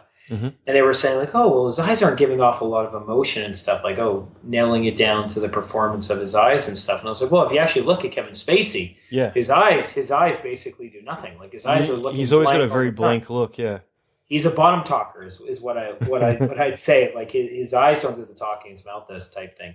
I think it's a combination of everything. And I really don't think you can pinpoint it to one thing. I think it's a magic sauce of kind of getting everything working aligned, whether it's like the filter on your camera, whether it's a background, whether it's, the subsurface and the hairs and the eye and the expression. Like I don't think it's one thing. And unfortunately, especially when it comes to still images and stuff, there's not one thing that I think gives it away. I think there's a lot of little things. Hair, especially, like hair gives it away. Really? Okay. Yeah, I wouldn't have thought that. I mean, hair, you're right. Hair is such a crucial thing, but I would have felt like at this point that most people, especially male characters of a female, because they're shorter hair, easier to maintain, but I would have imagined that they're a bit more, there's a lot of great hair tech out there these days. So, well, it's funny too, because like that's why I'm so fascinated, I think, with art and tech, because there's such a combination of both where we're trying to get it, but it's ever going, but it's not quite there. Same thing if you take a scan of a head, and no matter what software you render it in, when you get a scan of a face and you render it in 3D, you're always going to be able to tell right now that it's not quite there. And I can't tell you why. I don't think anybody can tell you why, but it's not 100% there. So, I mean, I haven't seen anything right now, even like a scan of a face rendered in 3D, that to me feels 100% like a photo just yet. That's why I'm excited about like Digital Human League, because like the talks back and forth and stuff, and like some of the people involved is like crazy. And they actually really break it down to a science and stuff, which is stuff that even for me is like it's beyond me. Like I don't even understand that, but it's really cool. You have a wife or a girlfriend, okay? They don't. No, that's what it comes down to. No, the group is awesome and stuff, and it's really exciting because I think within that group, especially like the talent that's in that group and stuff, myself excluded, because I see the people are there and I'm just like, like what am I doing here? But it's pretty awesome, and I really do think that with just the science and the art level and the expertise that are there and stuff, that they'll get it to the point, not just like static, but animated, which is pretty cool. No, it's really cool. I mean, yeah, the tech being put in there. I mean, I think Benjamin Button is probably the best I've seen so far. That's a good point. But obviously that's like a special case study in a lot of ways, just because it's an old character. It's kind of like if you go back to Titanic, when Digital Domain was doing the Titanic stuff. I remember watching a documentary in '97 about this, but they originally built the Titanic, and building it as accurate as it was in that day looked fake, because the Titanic looking clean and brand new actually looked fake, but aging it and adding withering and everything else actually made it look real. And I think that applies to humans to some degree. I mean, if you get Morgan Freeman or someone like that who's got freckles and everything else, they're going to look real. But if you get someone who looks like Angelina Jolie and Beowulf, for instance, instantly you're going to struggle a lot more to get that to look more realistic, just because you got someone who's clean and doesn't have any of the withering or any of the things that make a character, have character. Yeah, it's totally true. And there's something to be said between like normal objects and something that's organic and like being a human and stuff. Like I think when it comes to, rendering a background of, if I was to render my apartment as small as it would be, somebody could get it so it would look like a photo. Mm-hmm. I just think we're humans. We're not quite there yet. Well, yeah, I mean, that gets in the whole psychology of people, but like we're built to identify people, around us. And that's why smiling, everything else that is embedded us as human beings, to be able to identify whether someone's a threat just from their body language, from the way that they look at us, everything, we're built to assess danger around us. And we're not built to assess whether the room is going to attack us, but we are to look at, if someone's going to come at us smiling or looking at us very threatening or whatever it's going to be. And that's how we identify the situation. So, and that just comes back to, our history and what we've grown up with. With your latest piece, for instance, of doing a photoreal human, what's your process like? Typically when you start a shot through, what typically are you doing when you, just a basic overview, but when you start a character through to completion, like what's your typical process like? So for me, I don't, I do have like a little bit of a recipe that I follow and stuff, whether it comes to like shaders and lighting. But for me, I just start off by looking at the end process and being like, I think I can get this to look like this, or I can get this to look like that. But I try to experiment different things. And I think that's a part of being, being an artist, but also trying to be like tech savvy and stuff, is I think, especially as a CG artist, you have to, and this better than anybody, that you have to keeping track on like what's happening in all the newest software and like what's new and what's going to make your life easier and all that kind of stuff. No, dude, I just get a sphere in Maya and use Artisan, and I just start like pushing around the NURBS, and it's done. So, yeah. Sorry. Well, no, I mean, like, and you're a big proponent of this too. Like, you have to keep learning. You have to try new stuff. For for me, I don't really have, like I said, I have some basics fundamentals that I kind of follow and stuff, but I just let kind of tech drive me on where to go with the process. Like when I'm doing like this personal one that I started on, like I said, like, well, what's the easiest way of me still being able to have fun and create like a realistic portrait and stuff. And I have an iPhone. I have an iPhone 5, which isn't even the new iPhone, and they have an app, like I said, like the 123D app. And I had Nicole take a rough 3D scan of my head. And the scan doesn't give you like surface detail or anything, but it gives you the rough shape of the head. So I took the rough shape of the head and I went through the process of having like a solid base mesh that I already created and match it up to that. And then, hand sculpting the details and stuff. Like I already have a process of how I like hand sculpt the details and that. So already I don't have to worry about the shape and like match up cameras and stuff. Like that's already given to me by like a rough scan. So, when it comes to processing, like creating a realistic portrait and stuff, I just kind of follow technology and see like what's the easiest way of getting there where I can still have fun and still sculpt shit and texture shit, by fun or whatever. Right. That's cool. That's super cool. And I don't know. Like I'm just kind of curious. Like for other artists, I mean, has there been any techniques, like really big gems that you've used that have really kind of saved you during your whole process? I think for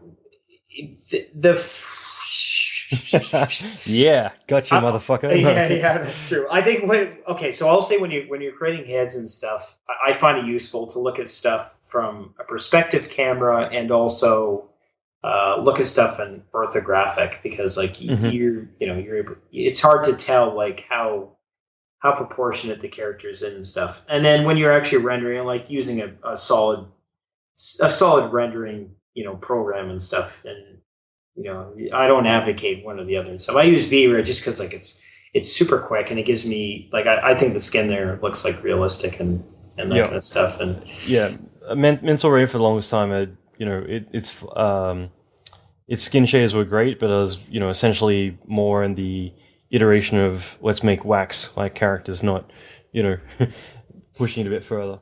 Well, I mean, like it's funny because like it's funny, and I've kind of I have like all these parties like really really close to me that I work with super close, and I'm really I have partnerships, like a really good partnership with Autodesk and like I said Chaos Group and Chris Nichols at V-Ray, and then Joe Alter when it comes to the shaving a haircut thing.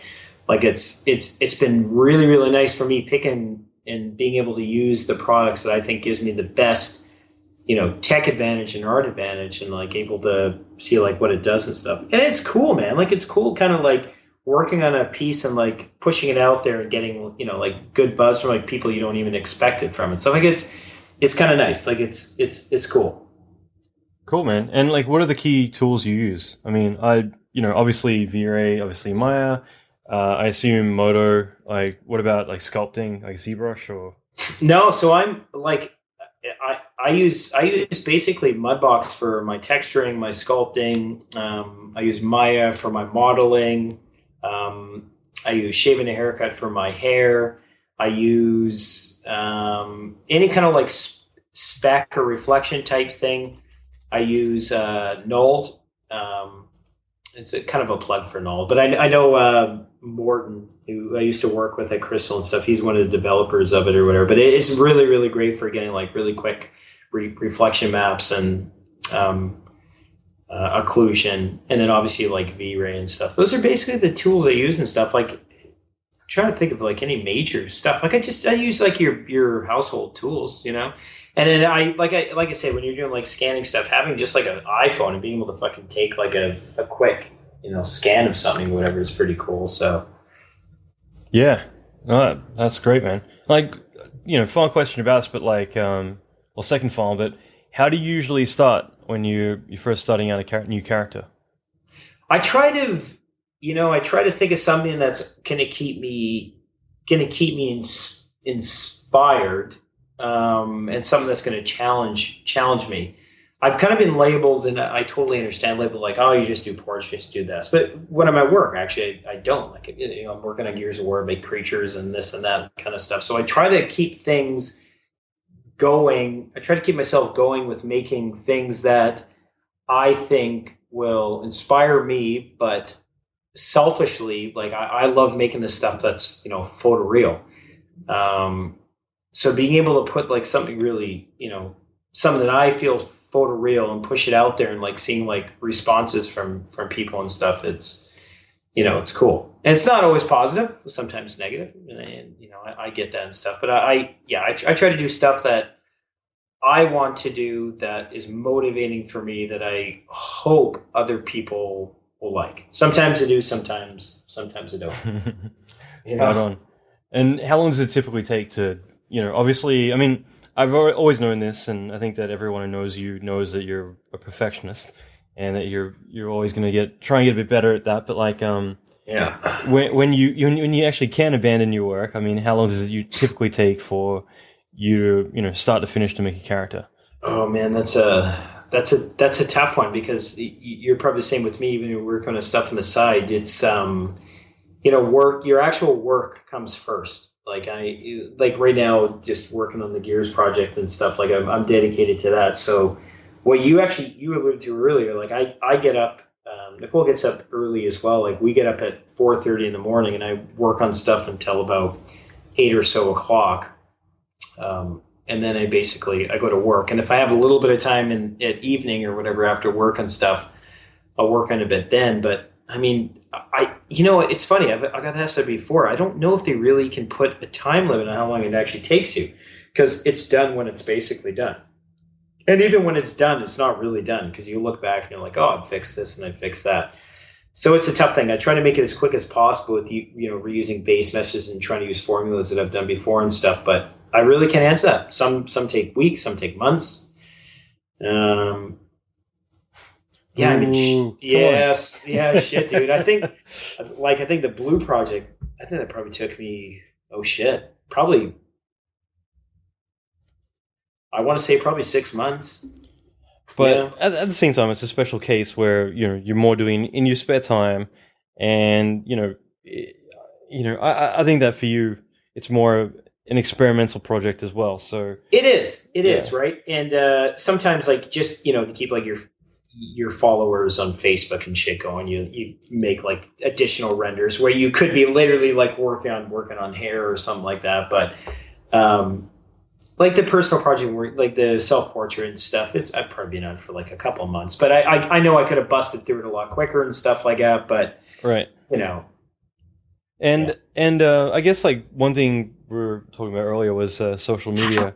And, for you, I think that you've mentioned this a few times to me, that like you found social media to be a great way to both share your artwork, get your name out there, but also make connections with other artists as well. And, so you'd mentioned like Deadmau5 and a few other pretty, big names. I mean, I don't know. Do you want to elaborate on that a little bit? Yeah. So, what's cool is like, I think, especially right now, I think we're really fortunate right now, not just with like technology and the tools available to like 3D artists and stuff, that we could not only just, really make cool, awesome shit, but we can put it out there and other people can see it. And yeah, like you mentioned, like the Deadmau5 thing or whatever, like I'm working on like a self-portrait of myself that I put out there and stuff, not even, I put out there and stuff because I want to share it, like, oh, this is cool. This is what I'm working on. This is what I'm not getting like paid to do this. Like I'm doing this in my spare time, just like all the other art projects I do and stuff. And it's kind of cool to like see how now you can actually reach out to other people. Like I posted like, I think I mentioned it too. I posted a picture of myself or whatever. And Deadmau5 found it through like Autodesk or whatever. And he reached out. He's like, hey man, this is cool shit. Like I've been a fan of yours for a while or whatever. And now we like touch base back and forth, talk about like Maya and stuff like that, and like fluid simulations and all that kind of shit. So it's kind of cool to kind of put your stuff out there and not realize who's actually seeing it. But I think you have a larger audience from posting your stuff out there rather than just like keep it to yourself. And I think some artists are they're kind of guilty I know there's a lot of amazing artists out there who kind of keep their work to themselves and don't kind of post it and stuff. And I totally understand the fact that when you put stuff out there, it's going to get criticized. It's going to get critiqued. Some people are going to like it. Some people are, people are going to love it. People are going to hate it and stuff. But like I said, yeah, it's pretty cool putting your stuff out there and like having someone who you wouldn't even think like Dead. I'm a huge fan of Dead Mouse too. Like having him be like, dude, this is fucking cool shit. Like, yeah, it's kind of cool. Like putting your stuff out there, whatever, and making connections and still have connection with some of these people you didn't think that would even realize you're working on the stuff. Cause like, you're just doing it by yourself. Right. Yeah. No, that's always a big thing about like, you're an artist, and if you put your work out there, you are putting your stuff out there, and it's always a tricky thing. But at the same time, like my whole philosophy on kind of getting notoriety and exposure is always that like you could be the best artist in the world, and that's always what I say is like you could be the best artist in the world, but if no one knows you exist, then how are you going to get work, and how are you going to get gigs down the line? So I mean, I think it's part of the game that whether you like it or not, you need to put yourself out there, and it means you are going to be vulnerable, but that's part of the game, and we're all kind of afraid. I mean, I do that, like I put stuff out, and part of me is paranoid I'm going to get criticized for something I put out, Sure. Oh, that sucks, and I think that all of us feel that to some extent. I think, it's really tough because at a certain point you have, especially as an artist, and you, like, we both know this, like you have to have a thick skin, right? Like you're not just putting stuff out there because like you're proud of it and you're like, hey man, look what I did and stuff. You have to promote yourself. Yeah. Because no one else is going to promote yourself for you. I mean, people will promote you when they've seen your work and they want to pass it off to like other people and stuff like that. But unless you actually go out of your way and actually put yourself out there and stuff, you're not going to have the benefits of what that's going to mean and stuff by doing it. So, that's right. Is Nicole home? Yeah, Nicole actually just got in right now. Hello. Hey, what's up? We were talking about Vegas earlier. No, nice. But yeah, man, you totally nailed it. Like you have to put yourself out there and live and stuff. And I know it kind of sucks, especially for like younger artists and stuff, putting their stuff out there and getting the critique back and forth. And hey, you've probably done it too, and I've done it. I've got crucified for some of the art that I've put out there and stuff. But you have to have a thick skin. You have to keep doing it. You have to keep doing it. Eventually, you get better. You get good feedback, and eventually, like it. Hopefully, if you're lucky, it's prosperous, and you get work from it, and it kind of blows up, and a lot of cool kind of shit comes from it. Yeah, you got to be in it to win it. That's right. You got to be in it to win it. That's right. And I'm just kind of curious. I mean, just for any artist starting out, is there any resources or places online to go that you recommend for learning stuff? Yeah, I think it's so funny because social media is changing all the time now. Like we're back in the day, I think forums were like the big thing to kind of post your stuff. I don't know how often people go to forums anymore, where they go to like Facebook or Instagram or Twitter. I think kind of following your favorite artist and kind of posting your own stuff on there and trying to, to be honest, just put your stuff out there as much as you can, whether it's CG Society, 3D Total, try to, if you can, try to get your stuff into magazines or whatever. And especially some of the software companies and stuff, they love seeing up and coming like artists. So being able to showcase your work with them and stuff. Like I know Autodesk especially, they're awesome for seeing new artists that have posted work. They post that stuff all the time. Mm-hmm. And it's great. And they actually, the feedback from other artists who are starting off too is awesome. Like it's really, really good. Right.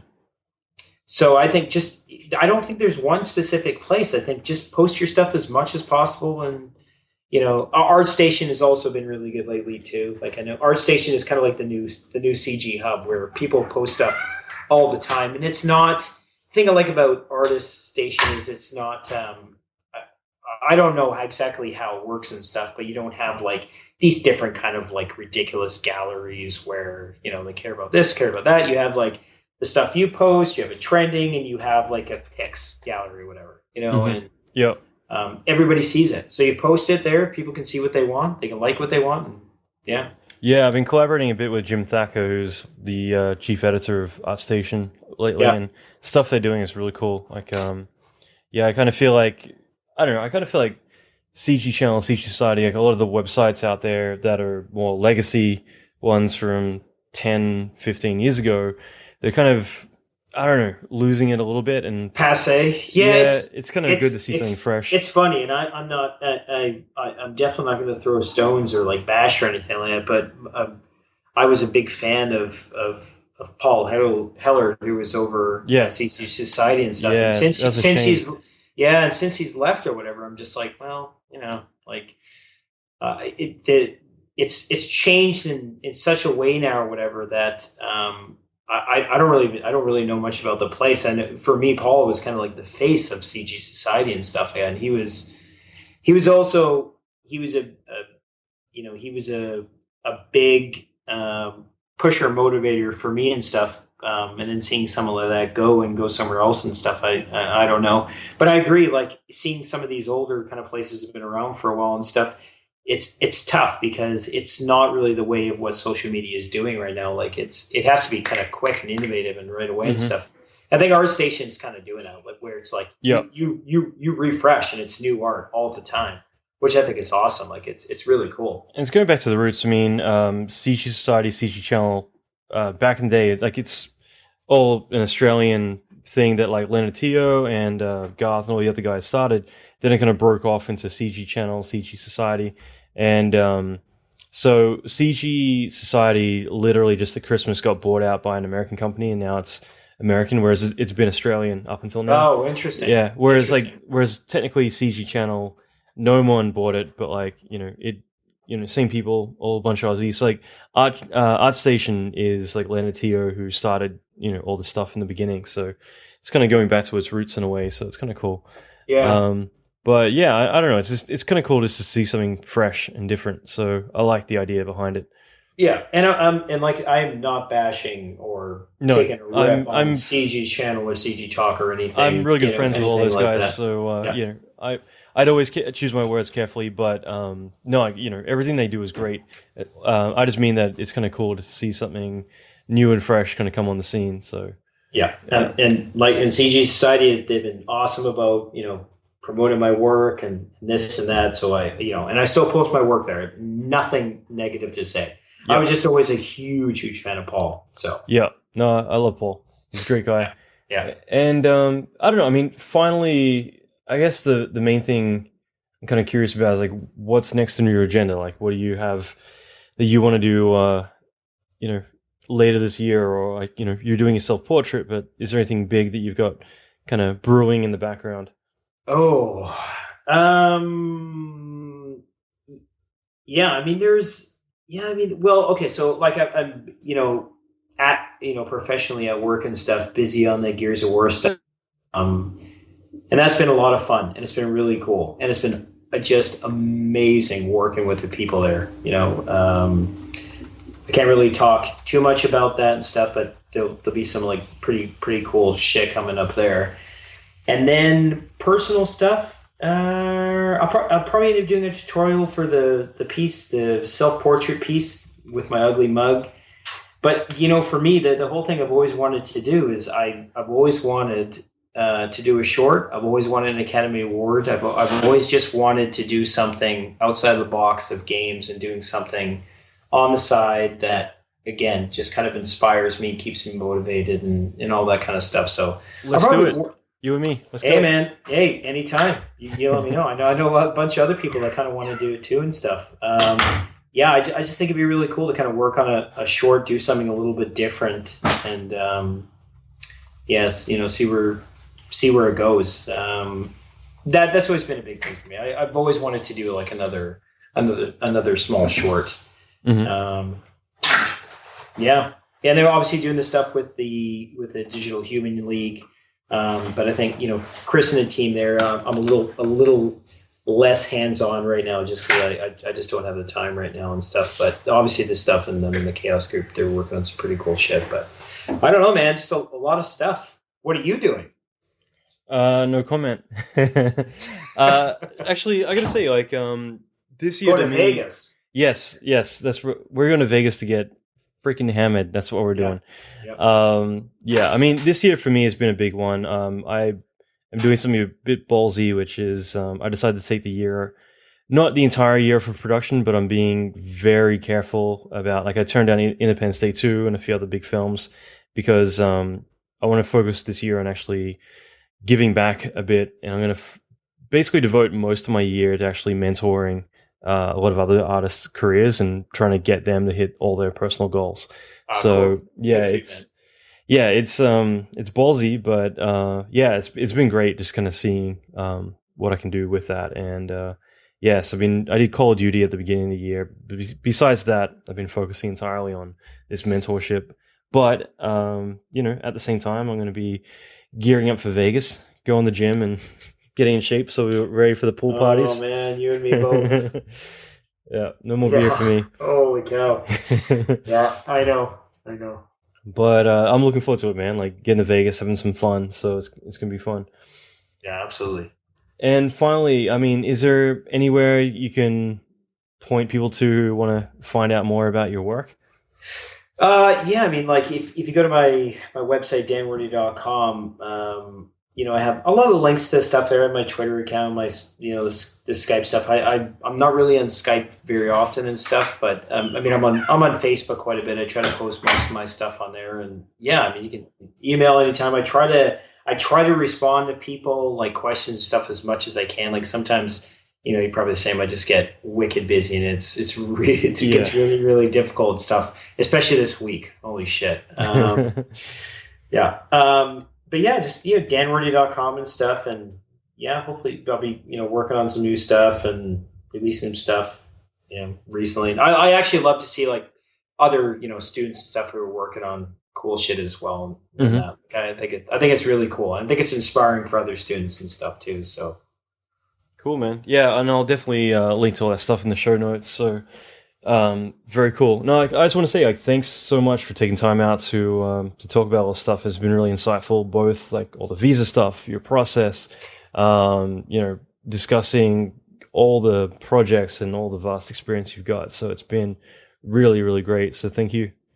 Yeah, thanks, buddy. Hey, it was great talking to you, man. And keep doing this, dude. Like I've listened to the podcast, and they're awesome, especially coming from you and stuff. And like I think it's a great insight for other people. So good on you. Cool, man. I'll keep going with it. Thank you. Yeah. Cheers, dude. Okay, so that is it. I hope you enjoyed this. Like I said, I'd love to hear from you. So talk to me about what you thought about this episode. I'd love to get some insight into both what you thought of Dan, as well as any Q&A you might have or questions you have for him. And in addition to that, what your thoughts are on getting a lot more artists of this caliber, really amazing and influential artists who have a very specific talents that they really tackle and do so well in their actual career. In addition to that, also just the fact that we touched on the visa stuff, which I think is such an interesting subject that there isn't really that much valuable information out there on that subject.